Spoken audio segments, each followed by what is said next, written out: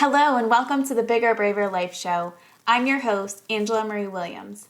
As an entrepreneur and success coach, my mission is to empower you to realize your dreams and potential through transformational experiences. The purpose of this show is to inspire your positive change by learning from a community of those paving the way to a bigger, braver life.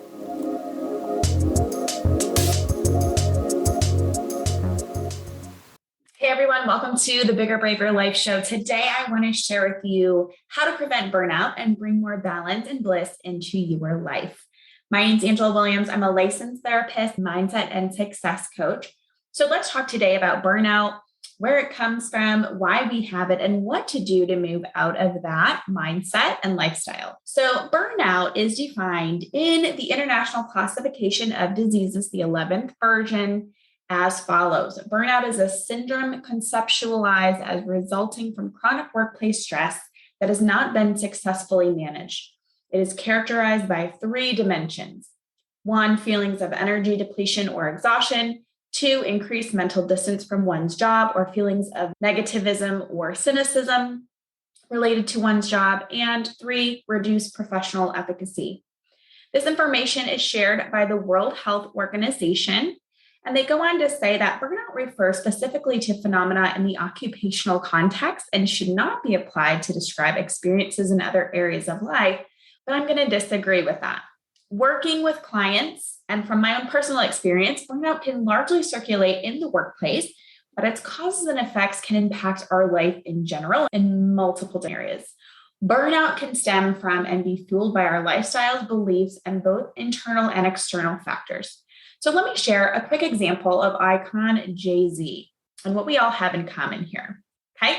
I recently watched an episode of Heart to Heart where Kevin Hart interviews Jay-Z and talks with him about his journey to success. So Jay-Z, honestly, if you don't know his career, his journey, his rise, it's truly a great study in branding, business ownership, investing, creative genius, and more. And he currently has a net worth of over $1 billion. So he talks about at one point how he actually went into retirement. And he said, I was churning out albums year after year. He was performing, he was running businesses, all of this.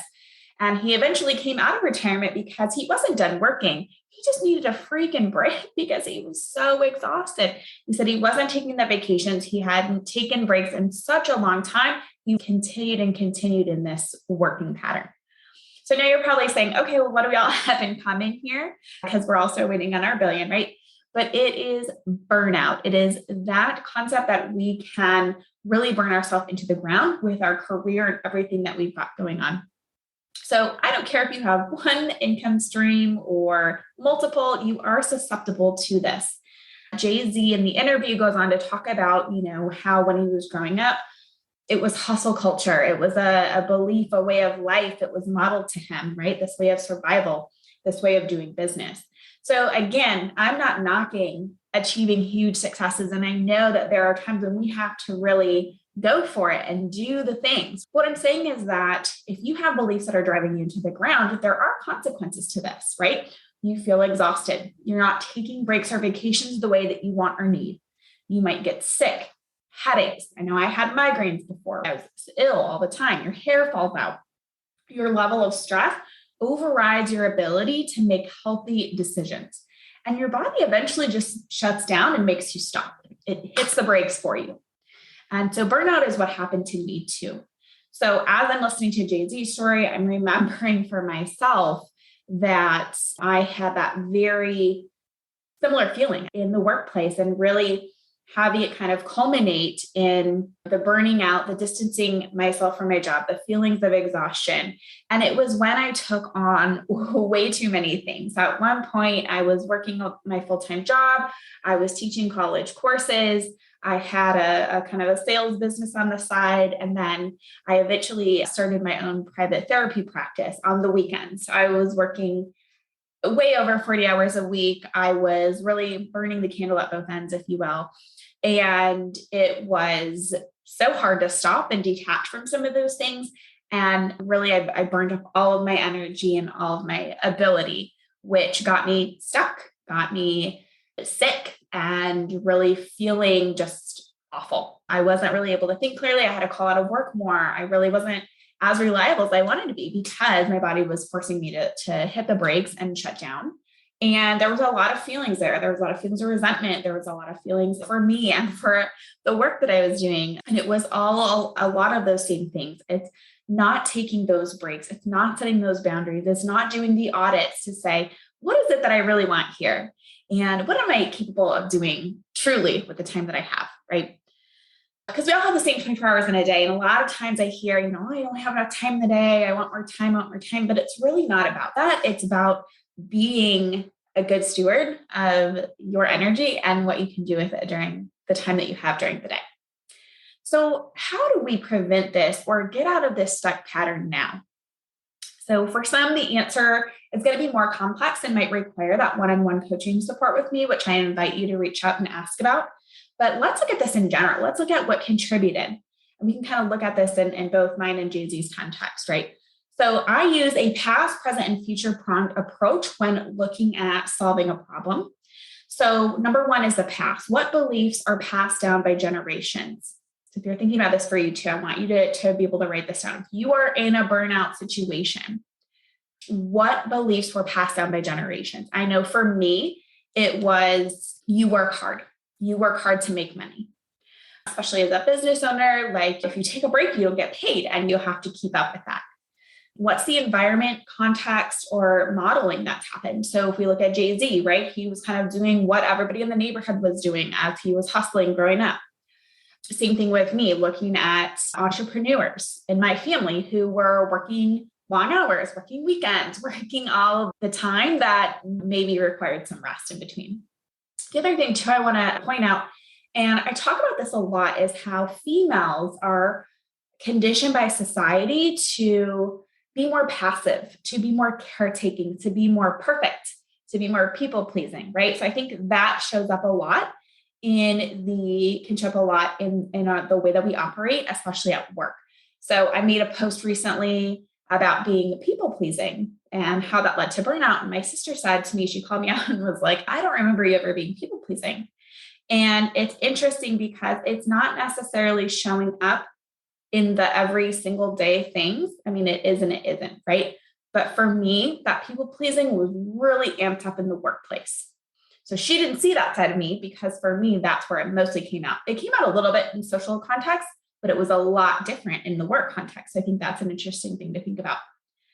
And so how is it different from females to males? And I'm actually listening to In My Own Words by Ruth Bader Ginsburg right now. And she talks so much about the legislation through the years and how women were conditioned and we were taken care of because we didn't put in all the work, or maybe others didn't see us as being able to serve on juries, vote, do things that would require a lot extra from us. And just fascinating how, again, society perpetuates that women are the inferior sex, and how legislation throughout the years has really changed to try to help women get those rights. But again, think about how many generations that stuff is passed down, where that could be another reason for that overworking is we feel like we have to prove ourselves because for many years we were not given those same rights and that equal treatment. So think about that too, in that larger historical context. That's something that I know that really gets me when I see those infringements on women's rights, or hear that women aren't able to work the same as men or get paid as men, because that's some bullshit. So what are we working towards? What are we running from? What are we outworking society's stuff from? So that's something I want you to dig deep in there. So looking at the present, how is this showing up for you now? This is that example of the people pleasing at work, at home. I've heard other people say that this is what impacts them as well. I also want to bring up a really great framework that I use a lot, and it's the Internal Family Systems Model by Dr. Richard Schwartz. And one section of this model really highlights how managers, is what these parts are titled, these thoughts and feelings. So managers protect our system, us, right? And they attempt to keep us in control of every situation and relationship to protect us from feeling hurt or rejected. So also thinking of what those managers are that are operating to proactively keep us in control. That can also fuel a lot of the ways that we think and we act and we work. So I know the women that I'm working with, even myself, a lot of those women are going to be in that manager section. That kind of fuels that hardworking, nonstop relationship with moving towards success.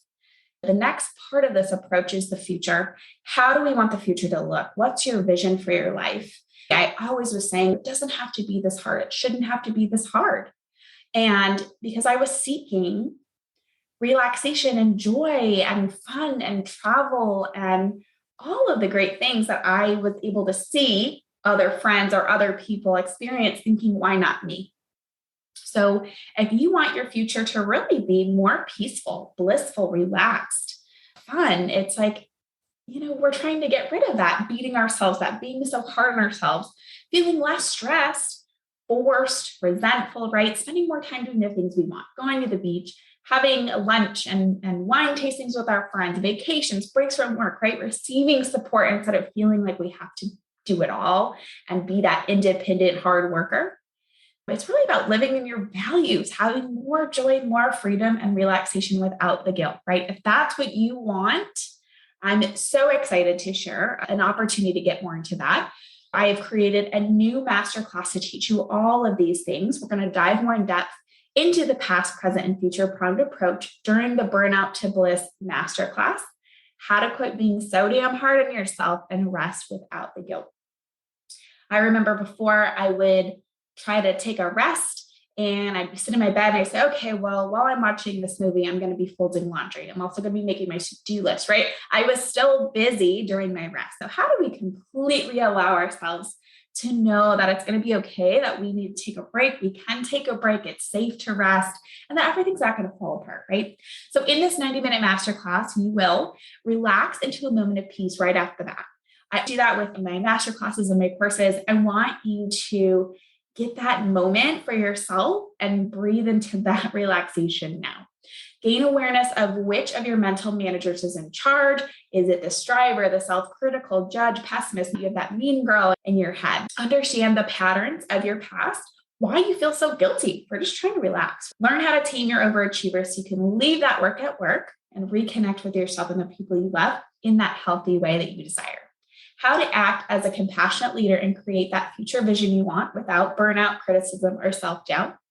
And receive live personalized coaching from me to create more bliss and less burnout in your life. So you can talk to me about those particular situations that are coming up that you might need that individual support for. So recording this, the first masterclass is going to be available Wednesday, July 27th, live via Zoom at 6 p.m. Eastern Time. The current cost is $111. Prices will go up, so make sure to register now and secure your spot. There is limited space because I want to be able to have more of that one-on-one conversation with folks. So make sure you get your spot now. If you are listening to this way after the fact, do check the website, angelamarie.co, for replays, upcoming masterclass announcements, and more. And you can always join the email list that is in the notes, and you will get all the updates of everything that's available in my services for coaching, whether that's one-on-one, groups, masterclasses, all of those great things. Make sure to register for Burnout to Bliss masterclass, and I will see you there.